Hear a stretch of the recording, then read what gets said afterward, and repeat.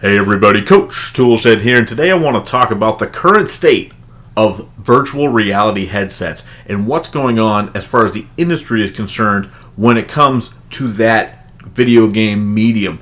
A few years ago it was supposed to be all the new rage, and I'll tell you what, I honestly didn't see it happening because of I don't think the tech was there at the time, and in a lot of ways I still don't think the technology is where it needs to be to push the industry forward in the virtual reality space. And it seems like it's very cost prohibitive for a lot of these developers to work on these games when there's such a small install base to some of these virtual reality systems. And the general consensus around gaming this year has been that, virtual reality was already on its way out and it wasn't ready to go. The tech wasn't ready and it's kind of fizzling out. And Sony kind of threw a little monkey wrench into that in a slight way this week when they announced that they have now sold 3 million units. And when you go back and look, you'll see that the PSVR headset did not come out until October of 2016, which means we haven't even hit the 2-year anniversary for that virtual reality headset from them yet. And that got me thinking, when we thought it was only 2 million sold, that wasn't all that great, but now it's 3 million sold in less than 2 years, and they have had a recent price drop earlier this year, which I'm sure has affected sales and given them that bump. But when you consider that they're selling 1.5 million units per year, roughly, at this point, now that they've hit 3 million inside 2 years, that's actually not a terrible number when you consider that it's going to be, regardless, a couple $100, a few $100 to get into it if you buy a few games. And they kind of are misleading a little bit sometimes when they say they have, hundreds of VR games. I think the number I saw today it said that they were 340 VR games. Now, that might be technically correct, but a lot of that is these games that they're counting are not really full VR games. There's really not a huge library of full VR games. But my general feeling about the system is when I have it all up and running, you can have a really great time with the VR. It's a very unique experience, and just watching videos of it, if you've never actually put a headset on, it really is, it's a lot different than you may think it is. And as long as you're able to withstand the motion sickness, which is a problem, and it affects, in some games it affects me to the point where I can't even play, but most of the time you'll know right away when you put the headset on and you start playing if you're going to be able to handle it. One of the drawbacks is, though, however, even when I'm playing a game that I can handle, I can't really maintain anything more than about an hour-long session because the technology still isn't quite there to smooth everything out, to make your brain and your body and your eyes all work in sync with the gameplay on the screen. And at some point, the wishy-washy feeling you get, you just start getting a little bit queasy, like you've been on a boat for too long and it's been rocking a little bit. And even if I try to sit down at times, it does help. Sitting down can help quite a bit, but at the end of the day, I still have yet to really go more than an hour with any of these game sessions. And it's kind of a bummer because it is really cool to be inside these worlds, although you are dealing with the graphical downgrades in certain situations. And of course, as you can see in this video, I'm playing Skyrim VR, and if you're watching just the video, it's gonna kind of look like a janky version of Skyrim, because that's kind of what it is. But when you have the headset on and you're actually looking all around, and you crouch down and you look around things, and you peek around, and you have these, when you talk to people, you have these 6-foot tall people in your face talking. It adds a whole different feeling to the game. And when you hear a noise, you get attacked, it puts you on edge a lot more than it would in the normal base game. So the jank does pull you out of it. Certainly, it definitely pulls you out. But the fact that you're actually in the world, and when you look around and everything you see, no matter which way you turn your head, you can go 360 degrees and you'll you'll just see sky and mountains everywhere. It's really something that you have to try out for yourself, or you're not going to understand what it's like.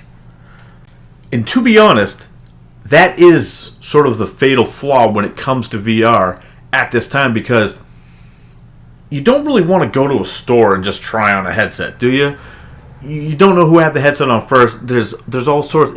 It's completely covering your face. You got to put it over your head. They got the plastic rubber guard that goes around your nose and everything to block out the light. And it's like, how many people are really going to want to go into a public space and try that on? So you're kind of reliant on maybe someone you know that has one that you can try out for yourself, because I'll be honest, I did not want to try one out in the store. I bought one without having tried it, to be honest.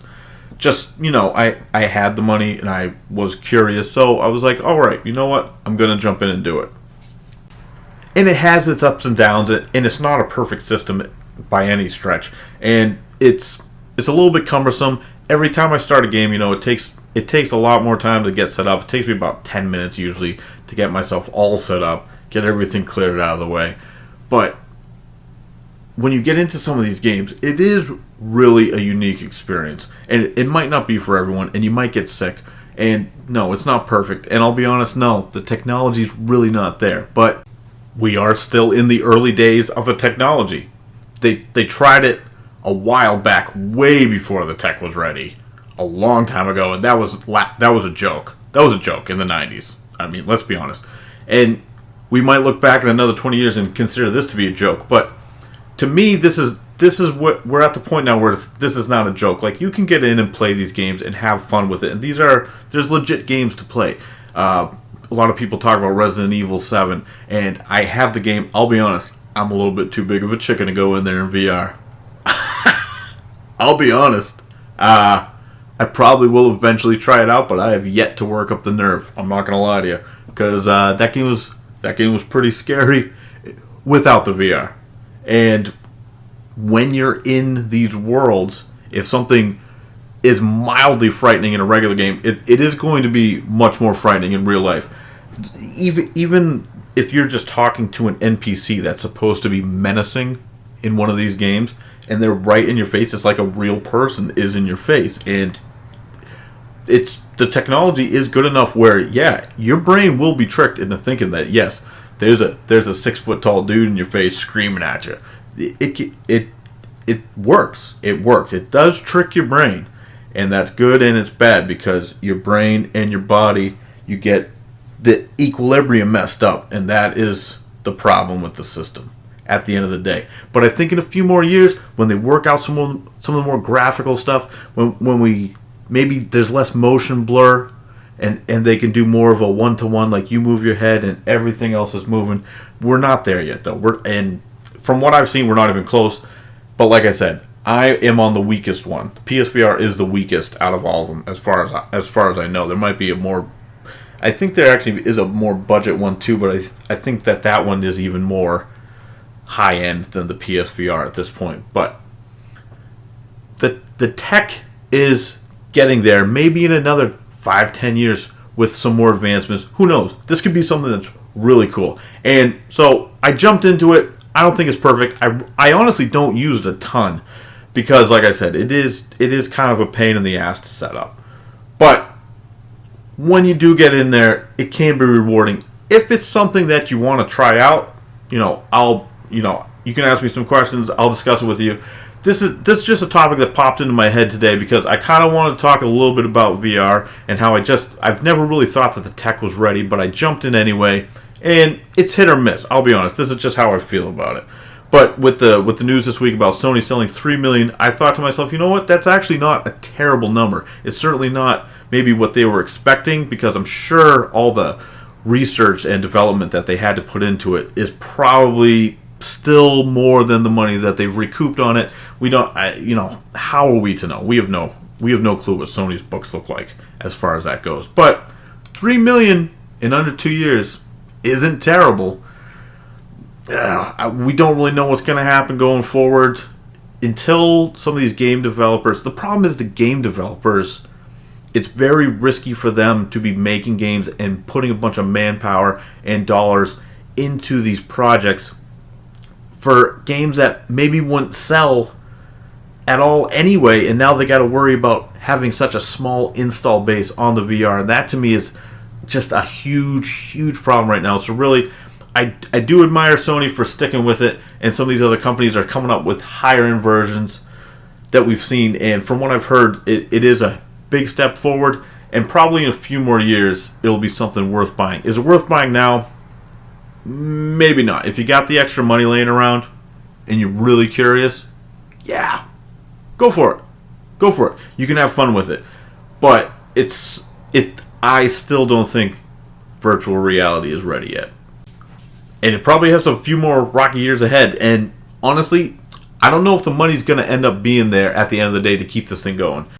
It's going to take some sacrifice on the part of some of these companies, probably to operate at a loss for projects like this. And that's the cold reality. So maybe VR might die. Who knows? Until the tech gets better. But who knows? Maybe in a few years, it'll be ubiquitous. We don't know. That's really all I got to say about this.